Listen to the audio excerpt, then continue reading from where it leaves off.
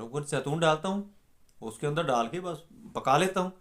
मैंने कहा भाई इसकी बर्निंग कैपेसिटी जो होती है, बर्निंग क्वालिटी जो होती है वो ज़ाया हो जाती है, ये तो चीज़ गर्म की ही नहीं जाती, गर्म करने से ये ज़ाया हो जाता है। उसने कहा नहीं नहीं, ये तो बड़ी बरकत वाली चीज़ है, इसका तो कुरान पाक में जिक्र किया गया है, अल्लाह ने इसका जिक्र किया है, ये इस्तेमाल हो सकती है।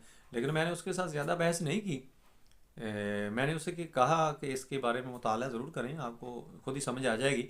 मैं आपको आज बताना चाहता हूँ कि अक्सर लोग जैतून का तेल जो है वो हमारी ज़रूरत है, हर बंदे के लिए एक दिन के अंदर एक चम्मच बहुत ज़रूरी है। एक चम्मच लेना बहुत ज़रूरी है। आधा आधा ले लें, 2-3 दफ़ा करके उसको एक चम्मच पूरा कर लिया करें, आप बहुत सी बीमारियों से बच जाएंगे, खुसूसन इंटेस्टाइन की, स्टोमक की, आई साइड की, हार्ट की, सारी की सारी